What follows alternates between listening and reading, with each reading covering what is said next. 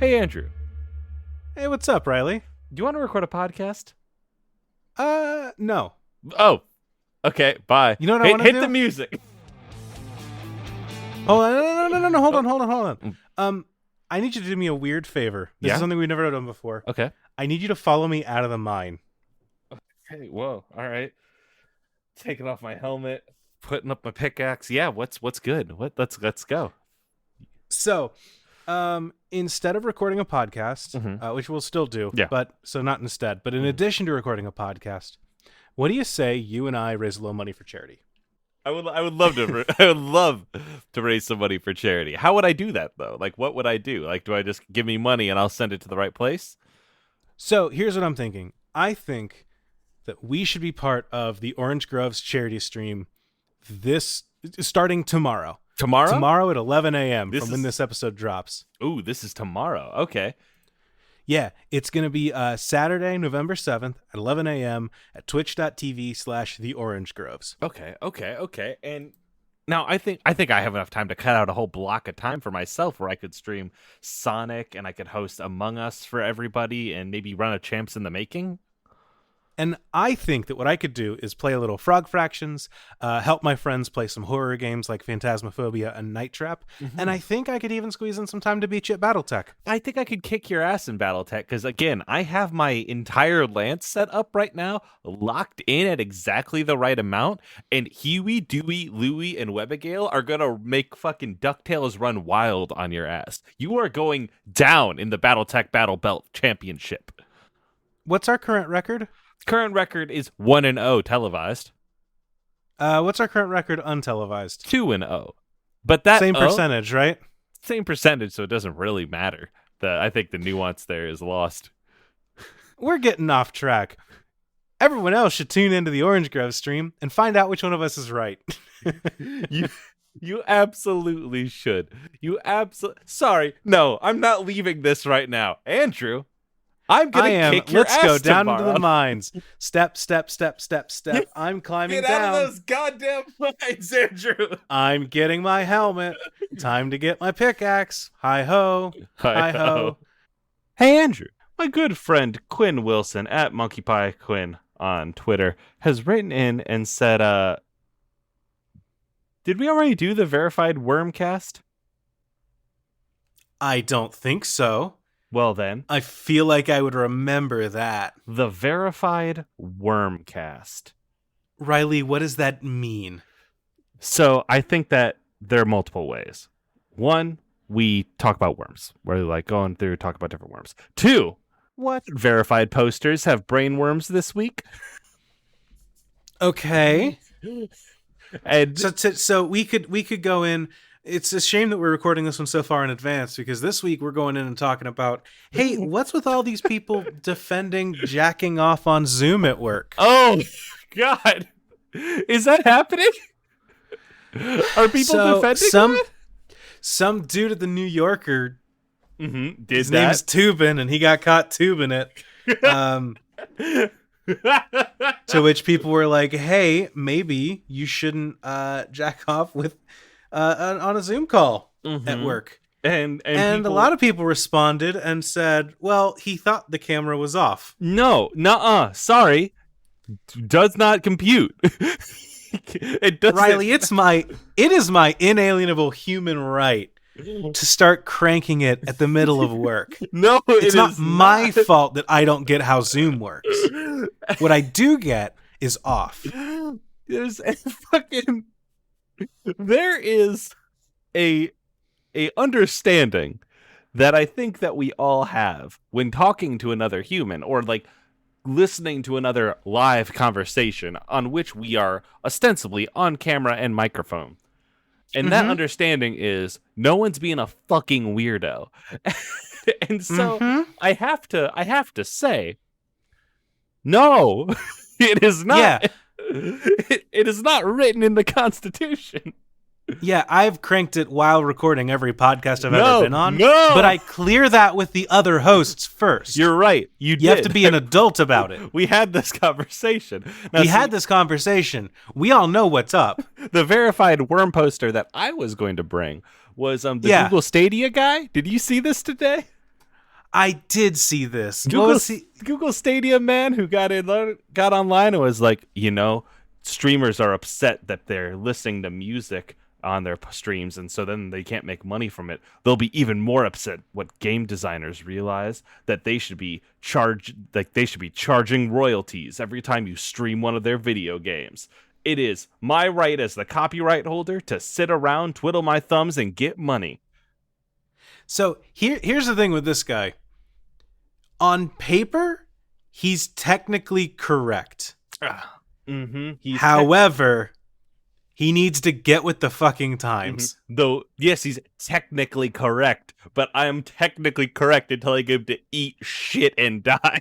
Yes, absolutely. Sorry, I should follow that up. He is technically correct, and by being technically correct is highlighting what is wrong with the copyright system that currently exists. Sorry, I should say that part out loud. Otherwise, this is the podcast where I cancel myself. That happened last week. Oh, no. Yeah, no, this is the stupidest shit in the world. This is the dumbest shit I've ever seen with my own two eyes. It's somebody going, no, like, people people owe me money for playing my games. Boy. Eat shit. First of all, nobody's streaming Far Cry 4, Assassin's Creed 3, Spore, or The Sims 2. Like, who do you think your target market is? Second, you are a creative director at Stadia. Nobody. Yeah, you know who benefits from streaming services? God. Or would if it was an actual viable product, is Google Stadia. Oh, what a fucking idiot. Welcome to the Verified Wormcast. Yeah. I like this podcast, Riley. This is Andrew and Riley go online and complain about other online people chat. It is a little bit on Anime Sicko's whole circuit, but I'm sure they don't mind us coming in. They don't mind it. No, absolutely not. What do you got? While they sue us, I got a podcast for you. Yeah, right. Yeah, we are paying Anime Sicko's royalties because we are taking an idea that they only have. Well, actually, they owe us now. Yeah, retroactively. You're right. Fuck. Regular Chris sends in a tweet. That's at Topher Disgrace on Twitter. Chris, Chris, you're a friend of mine. Says, you both grab books, or in Riley's case, tweets. Thank you. Nearby and attempt to have a conversation with each other using lines from them. First of all, thank you, Chris, for getting me out, because Chris knows I don't read. But unfortunately, I am sitting right next to my book of rules. So let me just grab one of these books. Do you have a book nearby? I do. Chris puts a little too much faith in me having actual books nearby, because I grabbed the first volume of Chainsaw Man. Sorry, hold up. This is good radio. This will be edited out. No, it won't. All right. I know, Riley. This won't be edited out. I have a textbook of the works of Egon Schiele. Who wants to start this conversation? You or me? Me. So, first off, I need to understand. Do we need to use full sentences, or can we use just bits and pieces of the words? And we just can't, we can only take from this sentence, we can't rearrange. I think we can only take, we can't rearrange, and it has to be like speaking to each other in a conversation from what is written in the text. All right. The text, he says, while gesturing to a comic book. Yeah. Not yet managed convincingly to combine. Blah, he sure has such a temper. 3/4 view? When I fight guys, I only aim for the crotch. Made it inevitable that he would quit the institution. That's a dream to come. The most important form of recognition was to be exhibited alongside. Just who is this guy? Sheila. All right, sexiness confirmed. And scene. Scene. That was almost a conversation. We had parts of it. We did. That was definitely parts of a conversation. I don't think this is going to catch on. Yeah. I don't think we're going to make a lot of money off this show. No. This one's not going to... A lot of these are bangers. We pop out some great ones every week, but unfortunately, this one just is not one of them. Sarah McCostumes writes in and says, a podcast where 4 friends from high school talk about whatever. And now, however... Unbeknownst to the listeners, the podcast's first episode is the first time these 4 strangers have ever interacted. If a listener ever realizes they aren't actually childhood friends, the podcast ends. My problem with this one is that we can't do it together, Riley. No, We each are doing our own podcasts this way. So I'm going to set up my podcast, and I'm going to get my friends Jade, Jay, Tyler, and Ethan. Mm-hmm. And the four of them are going to, who have been friends since childhood, are going to get together and record an episode of a podcast. Yes, but the thing is, you will not actually get those four people. Instead, you will put out a casting call for four people to play those roles. And they have to play the role of your four friends. Well, I was going with... So these are four friends that are friends of me, but not of each other. Oh, so none of them know each other. Yeah, I'm not paying for actors. You think I'm paying union rates for something like this? Absolutely not. You're right. Okay, yes. And so the thing is, they all have to have conversations and work out, like, pretend to be friends, probably using you as a middle ground, right? So it is a podcast where they constantly are talking about you, which to me, my favorite part of a podcast is when someone says my name. I was listening to Anime Sickos the other day, and they did reference me, and I almost jumped out of my skin.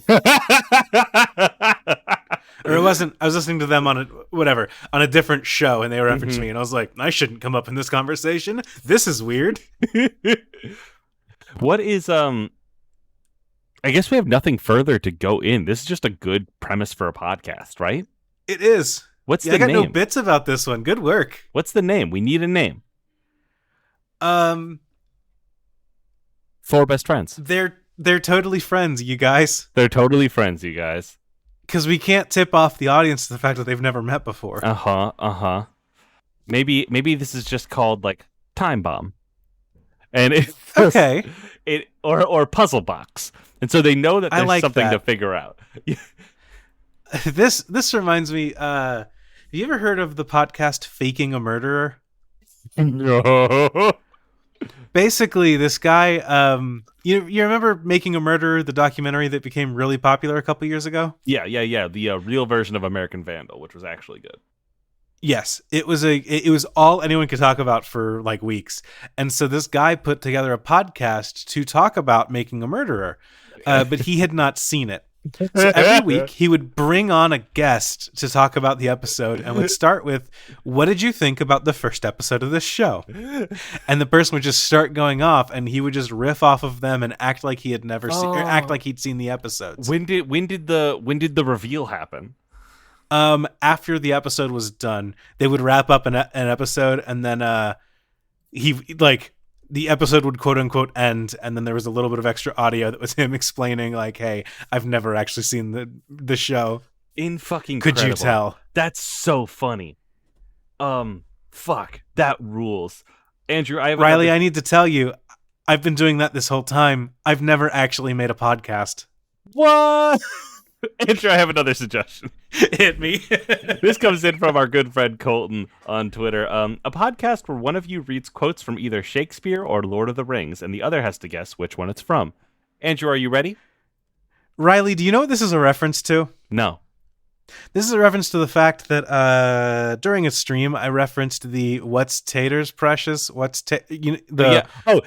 Sam, the potato scene. And my fiance said, "Oh yeah, from Shakespeare." Beautiful.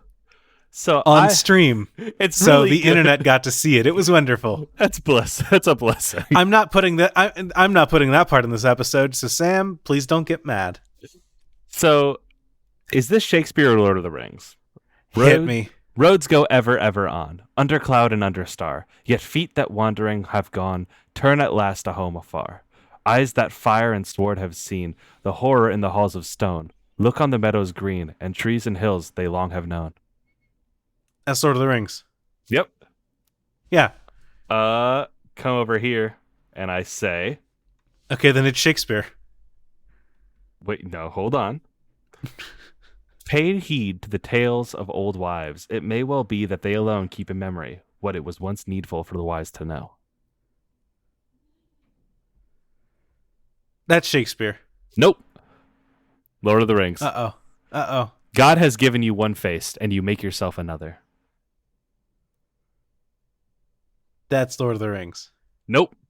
The course of love The course of true love never did run smooth. That is Shakespeare. That's Shakespeare. A hunted man sometimes wearies of distrust and longs for friendship. Shakespeare. It's Lord of the Rings. Okay. As flies to wanton boys are we to gods. They kill us for their sport. Lord of the Rings. Shakespeare. So what I need you to do now at the end of this podcast is go apologize to Sam.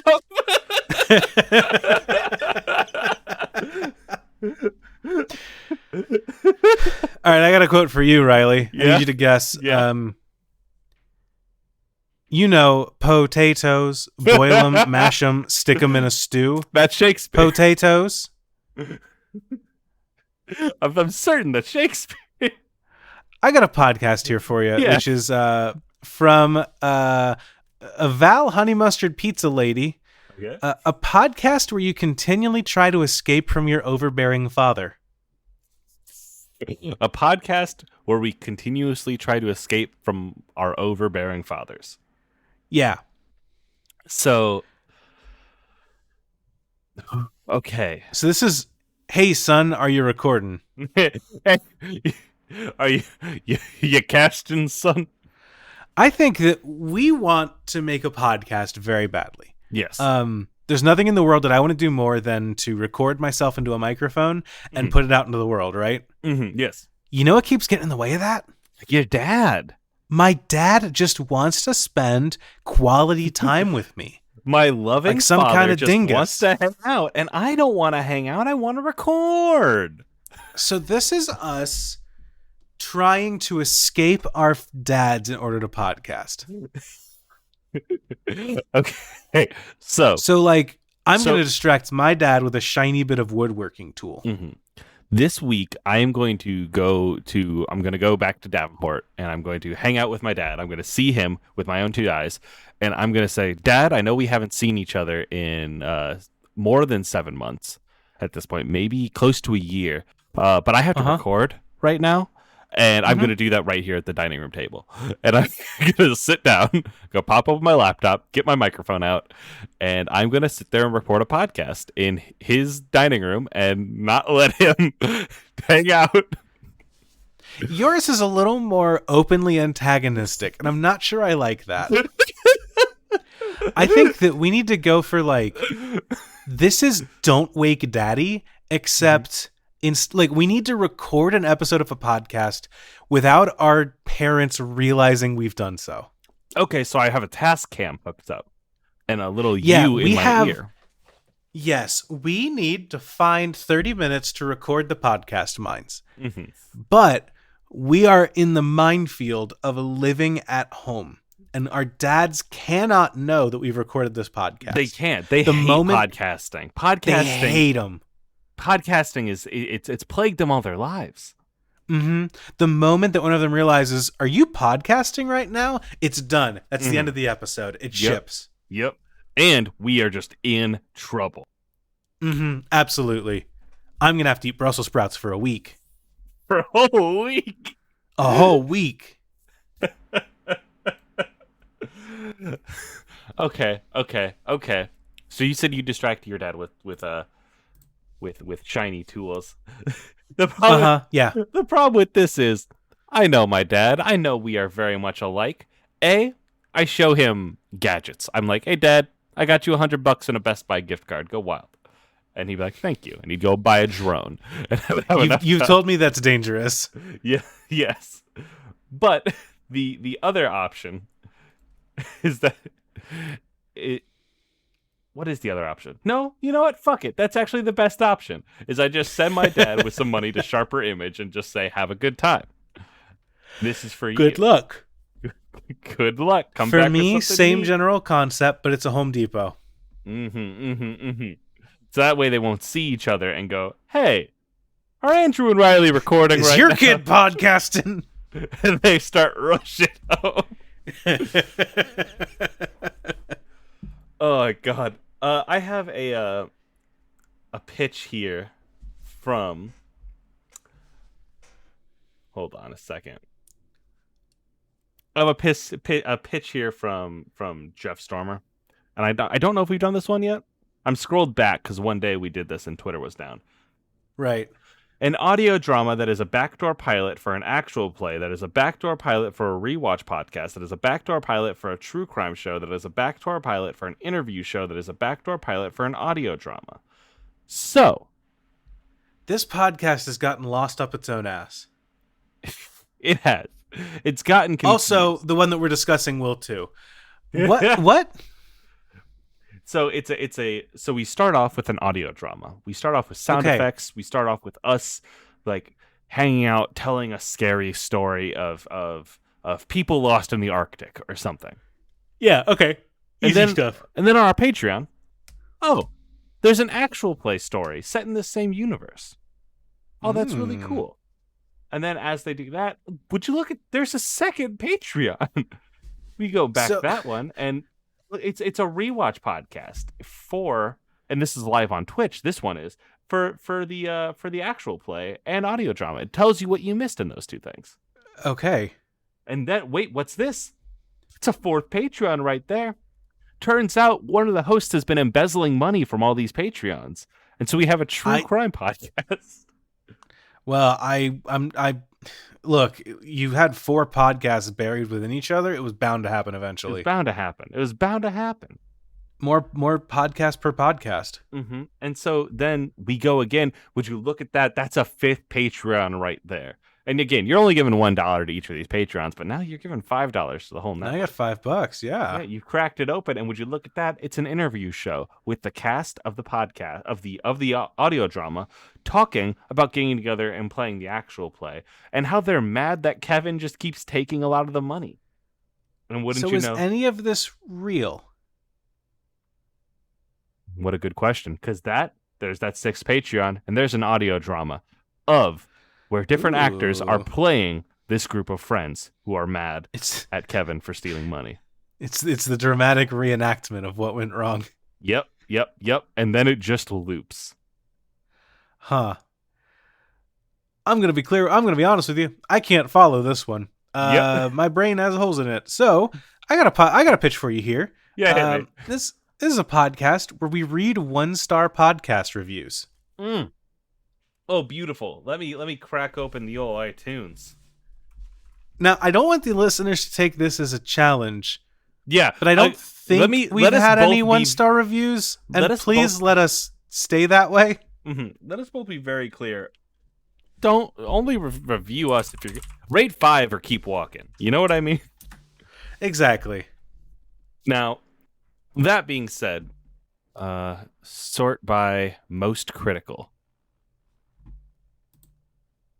Damn.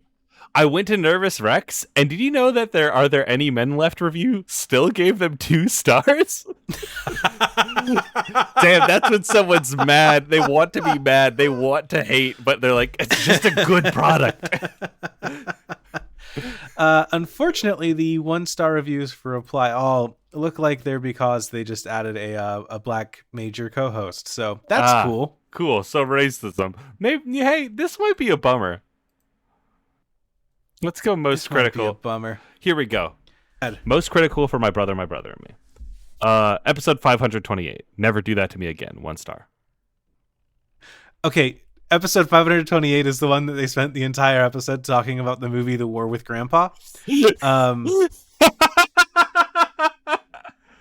So I can understand why someone might be a little frustrated. I also thought it was a very good episode. Here's another 1 star from the iTunes reviewer. Death Grips is just all right. A green brother this summer. Be very careful where you walk if you ever come back to Philly. What? Jesus, what is happening here? I've got a more fun version of this idea, I think. Which is where we read off a 1-star review, and the other person has to guess what podcast that review is for. Okay. Hit me. So, this is a 1-star review with the title, Monotonous. I'm an architect and a designer of many objects-concepts, so I find most of the things they talk about at least interesting. However, the voice of the hosts can become extremely monotonous, so if the episode doesn't pique my interest at some point in the first few minutes, I would skip it. The design description and history often lacks connections to social and political context that might have influenced the topic at hand, further perpetuating the idea in design and academia that designing is above politics or social matters when it is not. Damn, Ifrajivniv, that's a good 1-star review. Is it an architecture podcast? Sort of. This is 99% Invisible with Roman Mars. Damn, they got him. I've got one here. I genuinely wanted to like this, but gave up about 30 hours in with another day's worth to go. The audio is atrocious. Barely anything happens throughout the episodes, even though they're excessively long. Dead air and drop connections, hilarious. The editor finds dead air and drop connections hilarious and leaves it in. Mysteries aren't enough, and maybe season 2 is better, but I will not listen to it. This is... See, here's the thing. If I guess what I think it is, it's going to be mean. We'll edit it if it's out. Wrong. Fire. This is Friends at the Table. This is Friends at the Table. Nailed it! Yep. This is from Chudley61. 1 out of 7 reviewers found this helpful.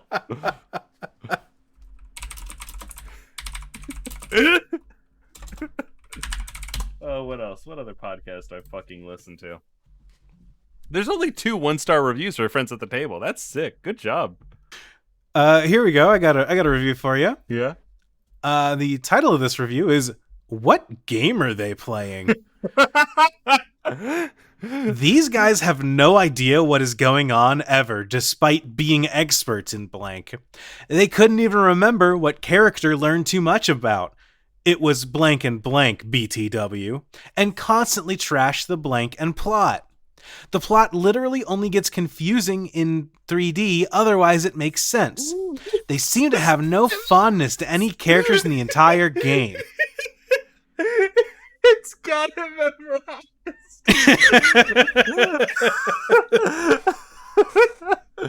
Oh. Here's one called... This is the one 1-star review for the show. Here's a 1-star review called "Give the Wind a Rest," all capitals, 3 exclamation points.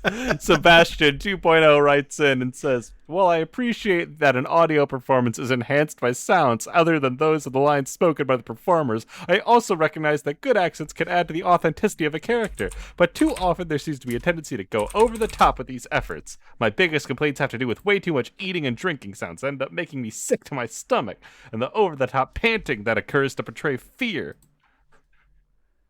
Is this what's the name of that podcast? It's I can sense you have it. I can sense that you're about to nail it. It's the one that Marn is into, Yeah, but it's I don't the White know the Vault. name. Yep. Oh no, I wasn't gonna guess the White Vault. I was gonna guess the other one. You were gonna guess the Magnum Archives or whatever. That's the one. I was like, it's the one that I think of, and I always think the name is the Marmoset Chronicles, but I know it's not. Oh, let's one more. And then we stop this bit. Okay, here we go. Most critical. All right, are you ready? I'm ready. 1 star. Nice. Buy the artist coffee. Although I'm unable to put the only existent episode of this podcast on a constant loop, I've decided to give it a 5 out of 5. Great job. It's a 1 star. That's a 1 star. It's a 1-star review that they want to give a 5-star review to? Mm-hmm. I hate this person. A podcast where we listen to the Digimon movie soundtrack together and discuss how it's the perfect time capsule of early 2000s America. This is by my friend Vidya, at Vidya Valetti on Twitter. Do you know of the Digimon movie soundtrack? I do. It's got like Smash Mouth and a bunch of stuff mixed in with Digimon music, right? It's really good. Yeah, I'm clicking into it right now. It has All-Star, The Rockefeller Skank by Fatboy Slim, Kids in America, 1 week, the impression that I get, nowhere near, spill, all my best friends are metalheads, and let's kick it up. It is truly a beautiful time capsule. This is all bangers top to bottom.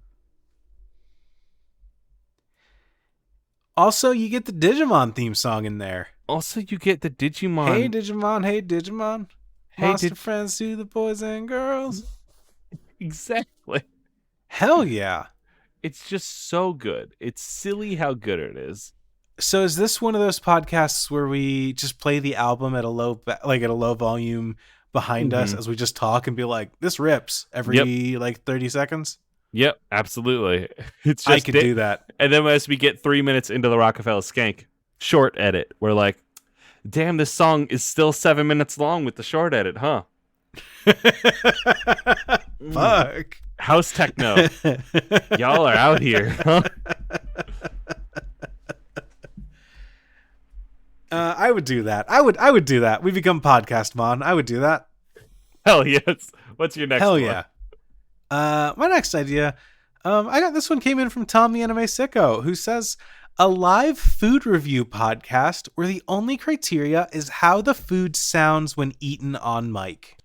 So Riley, I want you to rate how you think this LaCroix is.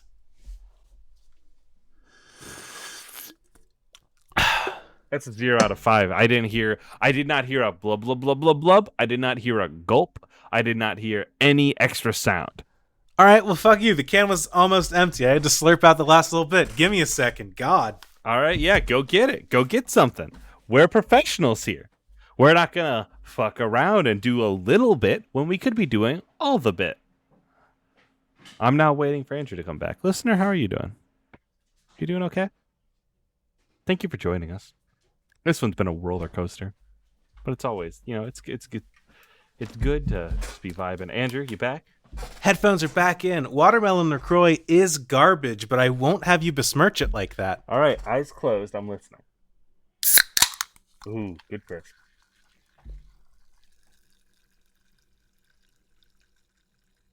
Are you drinking it? You drink so quietly. Oh, there we go. There we go. I'm drinking it. It's showing up on my waveform, but it's not showing up in Discord. Yep.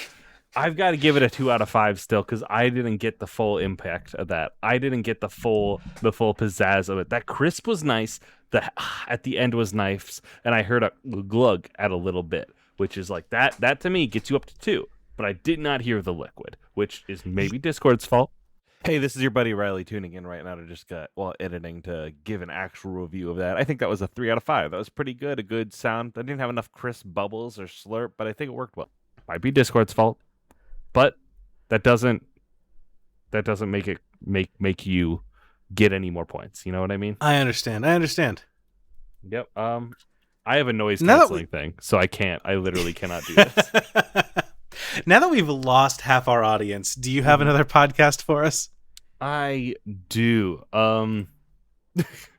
This is a suggestion from my good friend Austin Ramsey at Not an Inn on Twitter. Recreating the Final Fantasy VII house in honor of the Final Fantasy VII remake, like MTV's The Real World. Now, I don't know what Final Fantasy VII house is. Do you?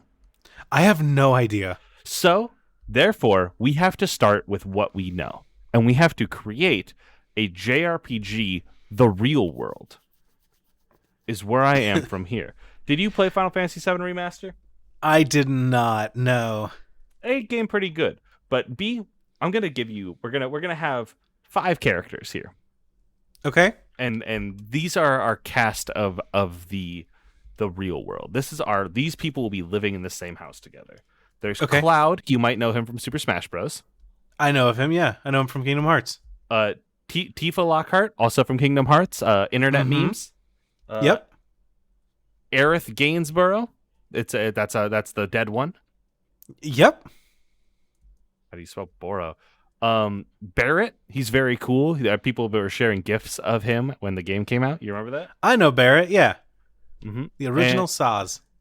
And then Jesse Raspberry, the other one. Who? That's it. Now, see, that's just another character in Final Fantasy VII Remaster. And so We take these. She's not a party member, is she? Kinda. Okay. So we take these 5 characters, and I need you to tell me, Andrew, if you had to make a JRPG style real world house, what would it look like? What would your first? We are making this house together. Put down the foundation. Okay, so this is like we're doing an audio The Sims. Obviously, they need a really big table so they can eat with their really big utensils. Yes, they all have to sit down for dinner every night. That's one of the rules, and they have huge utensils. I've seen Cloud's sword. I know how he has to use it. I'm going to assume the rest of them do that too. There's some big weaponry throughout there. Yeah, I think that works. Okay. I think that works. I think that obviously there is there's like a games room that has like a pool table and like a pinball machine. It's like a rec room because they won't have any access to the outside world, so they need something to entertain themselves. And so there in the entertainment room, they'll have that. Okay, my real understanding of this only comes from podcasts and Twitter. Mm-hmm. Do they really love Mako reactors? Should we put a Mako reactor in their house, or do they hate Mako reactors? They hate Mako reactors, so we've put one in their house. Okay, we'll stir up some conflict. Yep, stir up some conflict. Now they can't if they destroy it. They don't know this. If they destroy it, game's over. No one gets any money. But okay. If they keep it up, then everyone gets $20,000. For the record, if you're listening, if you do destroy the reactor in your own house, game is over. You do lose all your money. Game is over and you lose all your money. Now, this does need to be a JRPG real-world house. So there is a battle simulator. There is a thing where you could go in and train in a holographic matchup kind of thing. Okay. And there is... So they got the holodeck? They have a holodeck. Yes.